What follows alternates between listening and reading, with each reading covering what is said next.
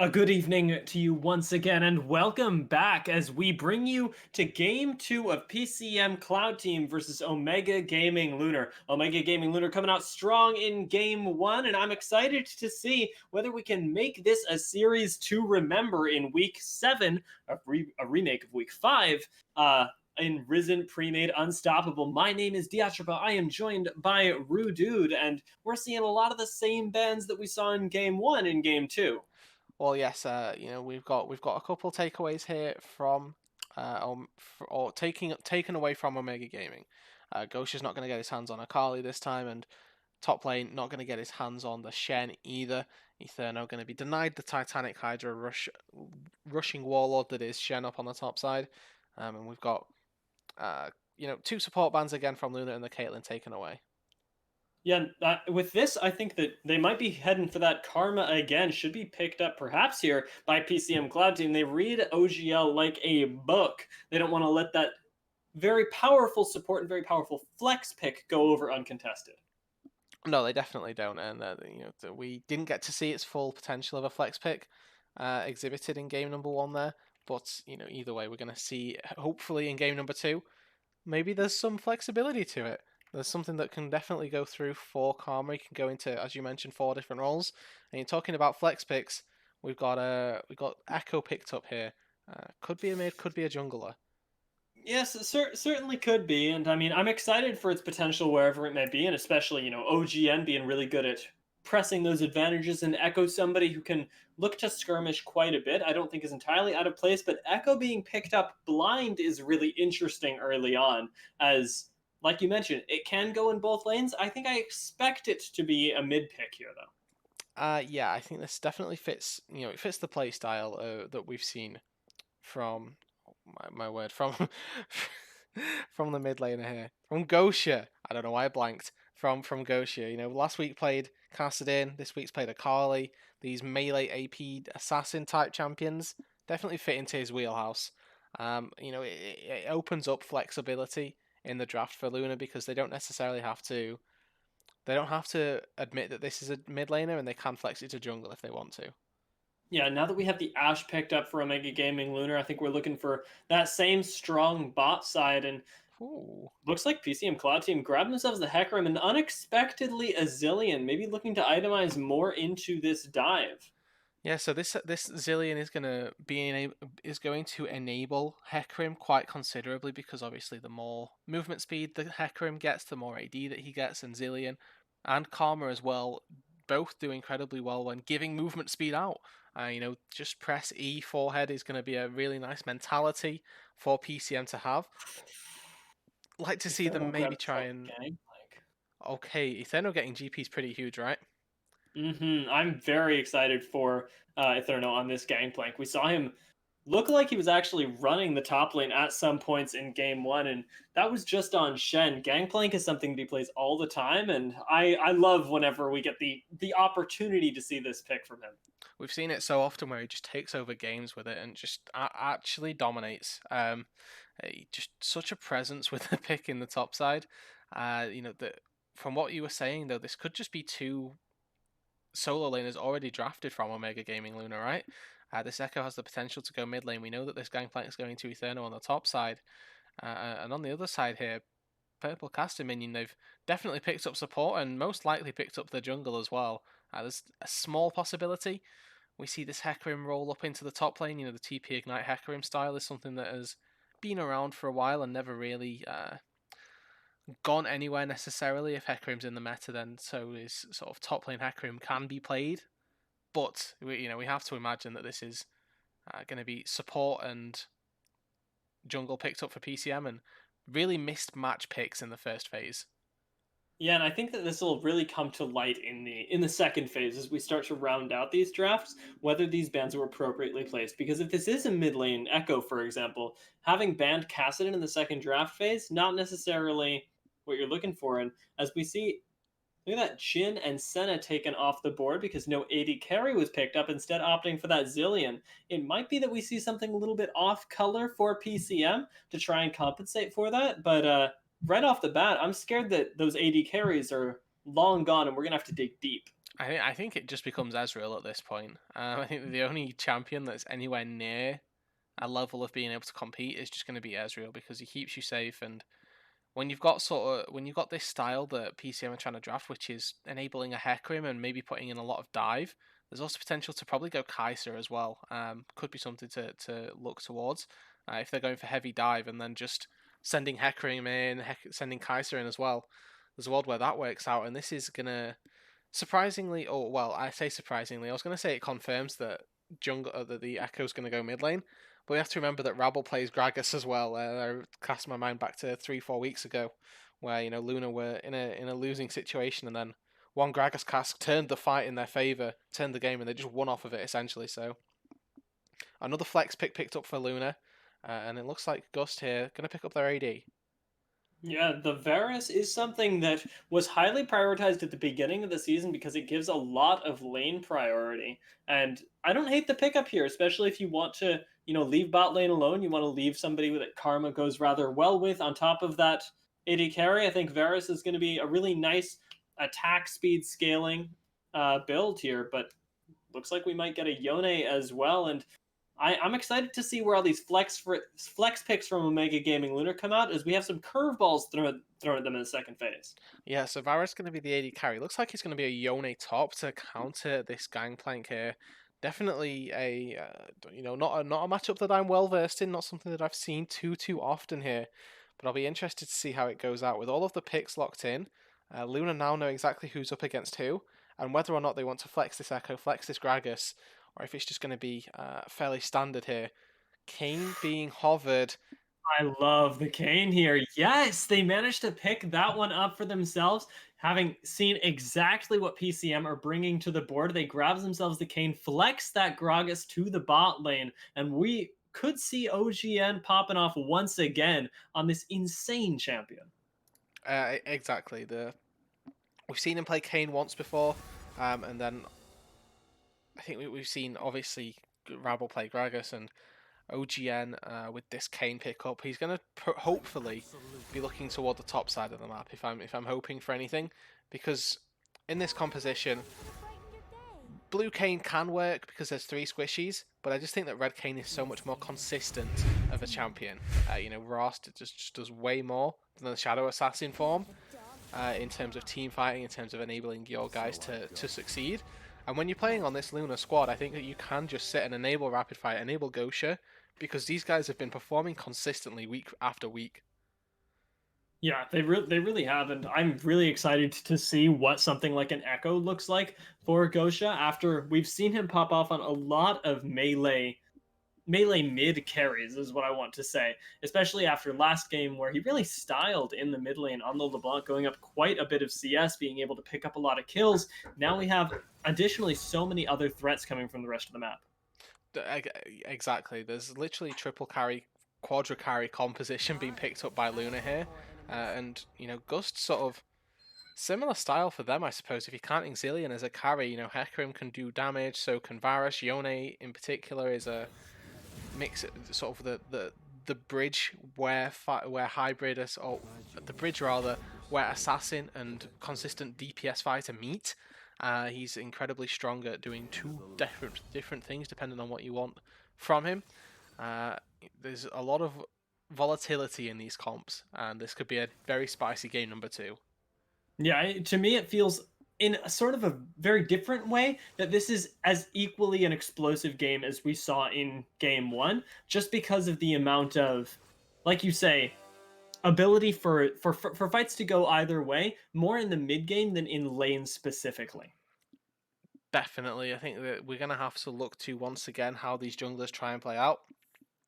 Because Kayn, obviously, whilst is not a champion pre-form, has to start taking fights in order to get his form, obviously. So we'll need to see if he's able to capitalize on any weak areas in the map that PCM leave for OGN. See if he can find any little windows to get a lead, for example, get himself the orbs without sacrificing too much for himself.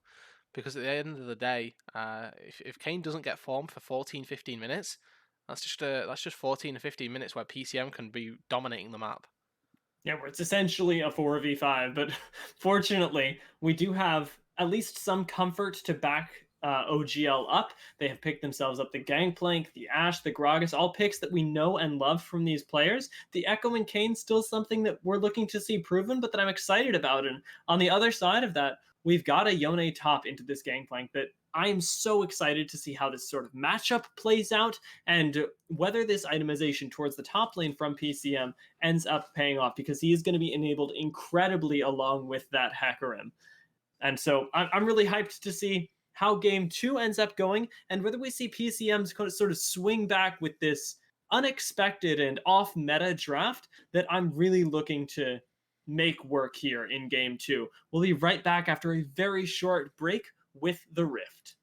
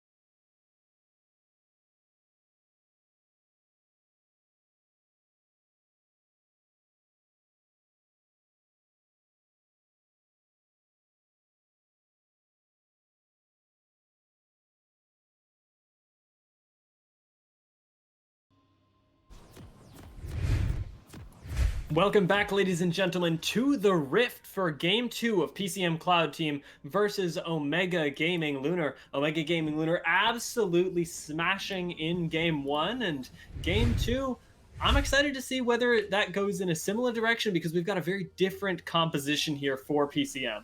Very different composition for both teams for me. I think that, first game previously, we had more tanky style top laners coming out. This time around, Eterno, cool. They're on two carries. There's no doubt about it that both of these guys want to be the center of attention in a team fight and want to be the main reason that their team's winning the fights. Yeah, and just having the almost differently enabled top laners here is going to be really interesting because, like you mentioned, both of these guys super carry oriented champions, but they carry in very different ways. With something like a Gangplank that wants to be able to sit back, land those barrels, and really commit when he knows that the fight is going in their direction. Whereas Yone, he's willing to hop all in. He's got so much going for him with Bungie, with Karma, and with Foul backing him up that I think we're going to see a lot of really aggressive committals from the Yone. I definitely hope so. This is going to be an interesting time for me as well, seeing how the Yone works. Obviously, I familiar with his abilities and what the guy does, but his power spikes, all of that stuff, that's still alien to me, and we'll have to see what items does he go for, expecting to see like Phantom Dancer. I think he goes very similar to Yasuo style, but it's definitely a learning curve for myself at least as well. Yeah, I'm getting the grasp on it slowly. I know that Fate Sealed is something you don't want to get caught in, and that's kind of where I've landed on my solo queue journey against this champion. But he is going to be eating a lot of parlays in the meantime, as he still is a melee champion, and Gangplank willing to abuse that. Definitely is. This is probably the best level 1 probably the best time in the lane that he's going to have is going to be level 1, just because the Yone really doesn't have too much to answer back with. And obviously Eterno with the corrupting potion with the biscuits gonna have enough mana to consistently poke out the Yone. Yone. We don't know which one it is. Either way, gets to keep himself at an arm's length and keep poking him out regardless. Yeah, and that's going to be really important if he can start to get an advantage in this lane and in these sort of early levels where Yone doesn't have as much kill threat, because as we talked about, once he grabs that Phantom Dancer, much like Yasuo, once he grabs, Phantom Dancer, Infinity Edge, he starts to become really scary. And in the bot lane, we have a lot more ability this time for Scarred Rabble, which is what I'm really excited for. Body slamming forward, just trying to get maybe a flash out of the bot lane here and create advantages where they have yet to exist. Yeah, exactly. And I think that early on, Karma Varus rather, feels probably the same sort of mentality as Ashe Karma, because 90% of support or 90% of bot lane is decided by the supports, and if Karma's able to poke out Rabble, poke out Rapid Fire, then they probably have a winning lane there. And Varus as well, just as an AD carry, does tremendously well versus the majority of other ADs, just due to the fact that his range is quite high for a champion that can pump out so much consistent damage. As Gosha gets slowed, gets out to safety though, Phase Dive takes him out, and this engage bot. Yeah, Scarred Rabble just jumping forward there, procs himself the Aftershock, so it's difficult to trade back onto him, and just gets a small winning trade for Omega Gaming Lunar. In the mid lane, we see Gosha very quickly dodging out of a gank here, but is walking straight into OGN, and this shouldn't necessarily result in a kill, but it will be OGN starting to farm up those orbs that you talked about. Yeah, exactly. A couple free orbs picked up for himself, gets the W, gets the Q as well, another cheeky auto attack, so that's a nice couple of orbs picked up for himself. He's going to feel nice and cozy with those, and he's based, picked up the Hunter's Machete, and now can just complete another full clear on his jungle. Yeah, I'm eyes glued to the top lane here as Eterno takes aggressive trades into Cool. As much as we might be uncomfortable with this matchup, it doesn't look like he is, as he just walked straight forward into a pretty large minion wave to trade against the Yone. Now has a minion wave crashing against his tower, though, and could be under threat of a dive if we see Not Important be able to walk out. Yeah, he definitely has the option to go top, goes mid, though, instead. For Gosha, though, Flash going to be used by the Echo to get out of there, and that's going to feel pretty good, especially on the melee champion there. being flashless into the Zillion is going to cost him a lot. Yeah, it is, but I think that the window in which that they can punish the Echo is becoming smaller and smaller by the second. Once your Echo reaches level 6, it becomes incredibly hard to kill the Hecarim, especially with a Zillion in the mid lane. Yes, the setup's there, but it's not too easy to land double bombs onto Echo to get the stun, and even more so, Zillion just doesn't have the consistent DPS to cut down an Echo through ulti and through phase dive and the shield as well. Yeah, it is going to be really difficult, and I think that that's a great point about Zillion perhaps being somebody who can back up the team as opposed to just straight up deleting somebody. As in the bot lane, we're just seeing quite a lot of pushing back and forth, which I know sounds like a brainless statement. We're just throwing minions back and forth here, but I think it's a lot of these fighting for priority laners here. And this could be to their detriment here. Not important down in bot lane. He has the body slam available and isn't going to manage to use it, as Flash 4 from Kawaii Maya will actually root up Scarred. Rabble will be taken down for the first blood by the Varus here. Rapid Fire not able to answer back and loses the heal on the Gragas this time. Yeah, so Rabble expending both summoner spells. I think he was maybe was a little bit greedy trying to hold on to them. I'm not sure if he flashed a little bit late in terms of the devastating charge. You can buffer your flash so that if you flash as the Hecarim connects with you, you sort of get pushed in the direction of your flash, and the gank sort of gets nullified with that. But OGN down on the bot side now. Rapid Fire could look to help out, but a big minion way for him to walk through. Quite yet, but nice gangplank ultimate will actually cut off Foul there. Flashes, but it's not quite enough to get away, and Rapid Fire is going to manage to grab himself that kill. OGN gets a few more souls for himself, but they are ranged souls, so a few question marks there as to whether they'll actually be put to use. I mean, the thing is on Kayn, right? Souls are souls, and until very recently, or not very recently, but until recently at least, it was made clear that it was whichever soul you got last was the important one, right? So as long as he just farms up the souls and then just goes up top lane, hits a Ewin, and then he's fine. Let's just see, this top side looking fairly good for Ikecool on the Ewin. He's got a little CS lead, and both top laners here with the full insecure purchases picked up, Ninja Tabby's components picked up for Ikecool, and the full boot pickup for Aetherno. There's a definite worried about damage in the top lane.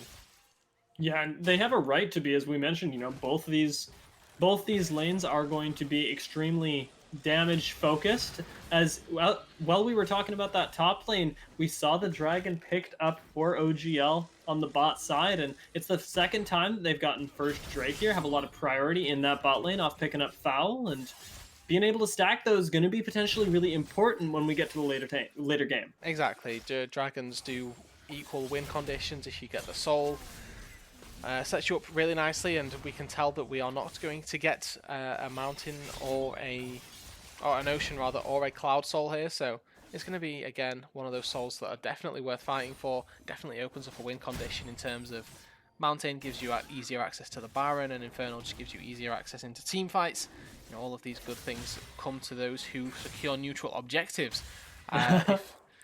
If it turns out to be Lunar that are able to secure them via the bot lane priority that Rabble and Rapid Fire are able to pick up, then so be it, because this is similar to how they won out in game number 1. Wouldn't be surprised to see it in game 2 either. Yeah, it's gonna. Ooh, level 6 is hit by the Hecarim, means that Rapid Fire gets charged straight back. The chains from Varus doing a lot of work to keep Scarred Rabble in place, and Flash Burn from Rapid Fire barely saves his life as he still goes quite low to the arrows from the Varus.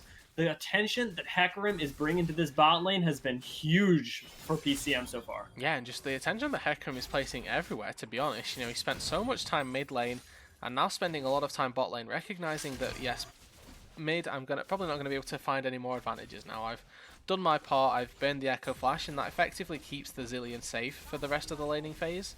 But now, translates his focus down to bot lane, where he knows that he can find kills. Rapid Fire has no flash now, OGN though on the top side. Yeah, looking for more of those souls at this point. Does manage to land the slow, and they could find the kill here, but Rapid Fire on the bot side is going to be the one that manages to grab himself a few 100 gold, as a little bit of an overextension looking for that blue buff. Yeah, he charged, or he'd prepared rather the devastating charge, the E that gives him movement speed, and then just charged into the blue buff and effectively sealed his own fate there. Maybe there was a world where he gets away. Yes, he was slowed by Ash, but I think that just the Hecarim base E is enough to get yourself to safety. We may never know, though. He did unfortunately fall, and Rapid Fire picks himself up a blue buff as well as the kill there, so he's feeling pretty nice. And for all the pressure that Not Important has put down in the bot lane, you have to say, Rapid Fire, he's 2-0 and he's got a CS lead, so really good absorption here. Rabble being the sacrificial lamb in a couple of cases, but they definitely don't mind the fact that Rapid Fire's got 2 kills here. No, certainly not. And with that blue buff, is going to be able to put out even more pressure. And importantly, both these AD carries working towards the same items, which, at least for me, when I play against an AD carry that wants to build the exact same item that I'm doing, especially when it's Blade of the Ruined King, things like that, it feels so bad to fall behind in any capacity because you know that you're going to be hitting your power spike later, and they're just going to be better than you. It becomes so easy and so apparent to know when the opponent is ahead of you, right? So like right now, we've sort of diversified our builds just a little bit here. Rapid Fire and Foul opting for obviously Blade of the Ruined King, but Foul actually going for the Berserker boots earlier, which gives him a little bit more priority in the early game. Berserker boots, you know, do incredibly well in terms of. Oh, we have to follow that arrow as we go. Arrows fishing, almost finds the Zillion there, but OGN perhaps looking for the punish. That was a really good fish by Rapid Fire, but this time it's going to be punished because he's in the bot side with absolutely no way to disengage here. Doesn't have the flash, doesn't have the cleanse, and will lose his life as well. There's fighting all over the map, though, and I'm trying to decide which one to focus on. We saw Zillion perhaps go down and could be going down again, but Eterno is the one who's looking to press his own advantage, and Zillion managed to get away in the mid lane, not figuring out quite where the Observer was going. I was holding off there, but it ends up being just the action in the bot side that actually ends up yielding results. OGN, though, tries to cancel that recall, doesn't manage to get it in the end, and we'll just be plates going over to this gangplank. Yeah, so you know, Inferno actually winning out on this top side matchup. It turns out early on at least. You know, the Sheen picked up for him means that his trading power is a lot stronger now. Obviously, the Ruby Crystal going to be working towards the phase. The rest of the Trinity Force coming through, helping him out a little bit in these trades. But the important part is that Hecarim is continuing to focus this bot side. Rapid Fire once again caught out by the Hecarim gank. Now is at the mercy of a Varus who has almost completed the Blade of the Ruined King, has both the components and the Berserker boots, whilst on the opposite side, Rapid Fire actually picks up the full Blade of the Ruined King. So there's definitely still an advantage if Lunar tried to take it, but OGN focusing top. Well, yeah, cool. Dashing forward here is going to have to go straight back, but the Fate sealed looks like it should buy him some space. Hecarim's walking up, and we could see the punish here as OGN committing quite far forward. Will be charged straight onto by Not Important. The flash being forced out of him as he's trying to go to get away. Cool should have another dash available. Scarred Rabble not going to find the body slam, but the arrow connects across the map, and a beautiful cast will bring Not Important straight into the waiting arms of Scarred Rabble. Nicely done from Rapid Fire to completely involve himself across the map, and now might be able to take down Foul in the bot side, forcing the flash out of the Varus. Doesn't have his own quite yet, but will have the ability to perhaps kill him if this situation arises again. Yeah, you know, these ADCs are pretty much solo down on the bot side. Or not pretty much, they're just exactly solo. Looks like Rapid Fire, with the kill that he's picked up for himself, might actually look to translate into a Drake. He's actually just going to walk around, take a weird path back down to bot lane, take a reset, pick up some daggers maybe, but importantly though, on the top side, that arrow all the way down, comes up huge, picks himself up a kill onto Not Important, means that Lunar are able to trade back with a Rift Herald of their own now in this game. They now get themselves that picked up. That's likely going to translate into probably the first turret of the game, which, you know, 15 minutes in almost, has yet to be felled. We'll have to see how we proceed here. Not Important though on the top side. Yeah, Eterno actually flashes the wall there, might be able to get away as the Hecarim ultimate not actually landing any crowd control onto him. Manages with some slick moves, some fancy feet from Eterno to escape what looked like a devastating death in the top lane. Yeah, for sure. It's a nice little evasion of resources that have been expended by not important, and it's another time where Lunar are trying to contest or trying to go for a Drake as a response.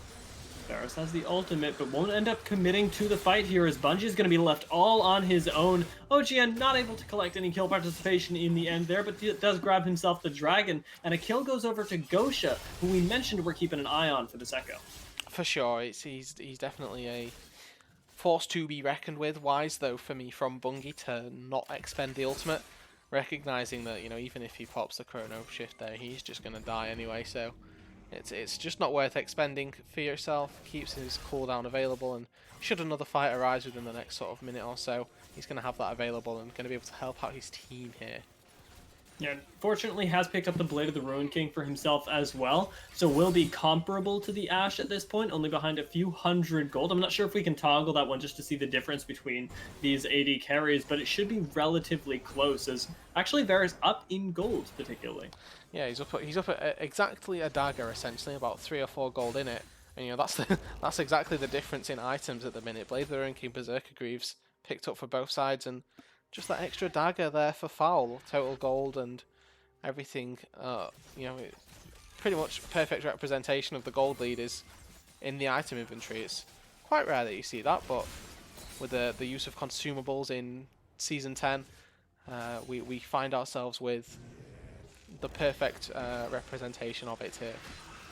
Yeah, looks like Bungie may be taking a little bit of a bad trade into Gosha here. We'll get the passive proc on him, but Etherno's found himself quite far from his turret, and Cool is happy to take these all in. Dashes straight in onto the gangplank, but falls lower than he expected to. Shield from the Phantom Dancer is popped, and he walks himself straight back to the lane. Etherno's not done with him yet, though. Grabs the parlay onto him, could look for the barrel slow, but corrupting chains are used in the bot lane. Scarred Rabble trying to disengage here, does use the body slam as well as the exploding cask to get himself away, but it's not important, is not done as he charges straight forward onto rapid fire, manages to pick himself up that kill. Rift Herald is channeled in the top lane as well, and Cool, I think he should just be going down here. If Thunder might be able to finish this one off, doesn't grab the turret aggro, but Nice. manages to pop back all the way off the Fate Sealed and escapes with his life. Yeah, I just errors all over the map for Lunar there. First of all, rapid fire not flashing the onslaught of shadows, and then on the top side, not picking up the kill onto the Yone right there. You know that Yone is going to reappear at that shadow at some point. You just have to sit there and wait. That was a free kill for them, but they don't pick up. That being said, though, they do take first turret for themselves. So overall, probably positive in gold. Maybe going even with it because it was first brick and they lost a kill down on the bot side. But that could have been a lot cleaner for Lunar. Yeah, it certainly could have been a way more positive play, since they did also get themselves that first brick as well in the top side by using the Rift Herald.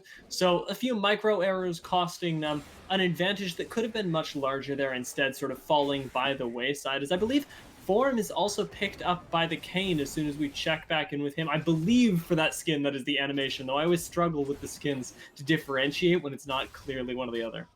Yeah, definitely the Rost picked up for the Kane. That is the spooky boy with the big knock up. I think we saw it on the top side as well, where they flopped on the kill. You can also tell just by the build that Ozian's going that he definitely wants to be building Red Kane here and Eterno. Whew, that's a big chunk already. 1 Trinity Force, and you just do picked so himself much. up the Trinity Force here, and now we see the double longsword perhaps working towards the lethality item. Not super uncommon for that gangplank. And look at Scarred Rabble. He's been able to sit in these side lane brushes and collect so much vision supremacy around the mid lane to keep rapid fire safe from another Hecarim gang. Well, we hope so at least, that he can be saved. Hecarim, of course, one of those champions that can jump out from Fog of War and still get behind you and kill you. So Rabble doing his best to keep the Ashe safe, but there's only so much that you can do, and even though that bot lane gank they expended, the Gragas the Gragas ultimate, the Ashe ultimate to try and keep the Hecarim back, still wasn't quite enough to disengage it fully, and the kill was picked up onto rapid fire there in the worst case in the end. Got currently 25 seconds on this dragon, mid-priority established for Omega Gaming Lunar. Infernal Dragon spawning, and this is going to put them to soul point if they do secure it. Looks like purple caster minion. They don't want to give it up though. 5 members near the bot side with Zillion rotating up to answer Etherno. Both of these side laners on the top side have TPs. We see a fight in the jungle. Oh yeah, Cask just narrowly evaded by PCM there. Does mean that the 3 get to delay their deaths, perhaps, or delay the fight at least until later. I'm not sure if they'll be able to walk straight into this one though, as only 2 ultimates expended. They still have the Enchanted Crystal Air to look for these picks, and there it is, used onto Not Important, who is just going to be blown up. Ultimate from Bungie, going to buy a little bit of time as that Hacker Room will be respawning, but it is not long for this world as Rapid Fire is burning him down. Ike Cool is in the back line and won't be able to find anybody as OGN is taking names in the front line here. Gosha able to grab one for himself as well, gets the shutdown onto the Varus, and this Yone just running away from the 3 members that he tried to kill earlier, regretting his past actions, grabs himself the shield and should be able to get away with Gosha. Maybe looking for a kill under the tower here, will have the shield available. Well, they will choose to leave the Yone alone, it looks like. Yeah, they have 2 options. They either push in the wave and take the kill, or they turn back to the Infernal Drake, and I know which one I prefer. You know, get the neutral objective, and then if you can get the kill afterwards, then maybe you go for it, but wise from Gosha, from the rest of Lunar, to just back off. Etherno happy to tank up that Infernal, and Rapid Fire happy to supply the damage. A big team fight in the favour of Lunar, obviously. They picked themselves up not 1 objective but 2, with the top lane tier 2 falling for themselves as well before that play had begun. So you know, nice advantage being established here. Nice little setup as we go into the mid, into the late game here. Getting themselves to soul point is going to help them out no end. Yeah, and as you mentioned, that soul is going to be really what we're looking at to decide this game now. You mentioned in game 1 where these dragons can sort of become win conditions of their own, an Infernal Soul on something like Gosha, OGN, and Etherno, where you don't really have a composition that has several dedicated tanks. It's really just a lot of bruisers and DPS. Infernal going to mean so much more in this composition. Exactly, and it translates to both sides that both teams would want the soul, obviously. Oh, alright, cool. Yeah, Gosha actually is quite fed at this point and manages to catch the Fate Seal, so Ike Cool can't buy himself nearly as much space. Doesn't have the passive available just yet and is being collapsed on by Not Important. Manages to dodge the devastating charge here and manages to find the kill on Ike Cool as well. That CC not being able to land buys him so much time is now Not Important is looking for the kill, but Gosha trying to find his way away from the Heck Room, will take the blast gun a little bit too early and be taken down, but they know the Heck Room is bot lane, and this Baron not long for this world. No, we definitely don't think so here. Karma and Varus are coming round though. The not the Enchanted Crystal Arrow, but the contest with the Varus. There we go, as we'll see Bungie trying to follow up on the Rapid Fire. We'll get the stun there, as Maya actually knocked up twice. Could potentially go down here. They don't manage to take down the Karma. It's the story of this series, but OGN walking onto foul here should mean that the AD carry is going down. Will be taken out eventually, as it's Ike Cool trying to punish back. Does manage to find himself at least 1 kill onto OGN, but should be punished here as Scarred Rebel has the crowd control onto him. Managed to get himself the body slam, and Gosha has shown up once again, picks himself up the Yone, and now with the Baron, they looking to push as 4 in the mid lane. Yeah, 3 kills for 1 there in favour of Lunar.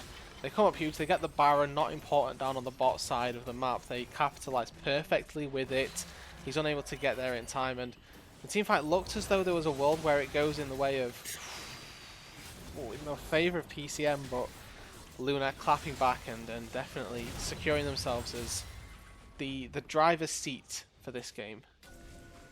Yeah, and it feels like we haven't really seen a team fight from PCM that isn't everywhere. We haven't seen a lot of front to back from them just yet, and it's because these team compositions, as much as their champions are different, they feel like they do very similar things. So maybe being caught a little bit off guard by that, not wanting to take these head-to-head fights into a team fight, or into a team that has already got themselves 3 dragons. No, they don't, and it sort of comes down to compositional differences, where we look at maybe the bot side of the map, this mid-bot lane here, where they have really good support, but Hecarim and Yone just want to dive into the backline, and yes, they are unable to get into the backline, but once they're there, they really are just this 2-man band, and you know, Varus can carry a team fight with the Zillion and Karma on his back. But just imagine if he was trying to carry a team fight with a tankier front line that are fulfilling the role of tank as opposed to filling the role of sort of backline damage threats, you know? Yeah, that maybe enables the Hecarim a little bit more, since he has only picked himself up the Cinderhulk and the Trinity Force as well, isn't necessarily the tankiest champion in the game. No, Hecarim as well. Cinderhulk champions benefit from getting bonus HP, right? So Cinderhulk gives even more HP based off of just the percentage that you build up from the bonus item. When you pick up Trinity Force here, that's only a little bit of health really that you generate for yourself.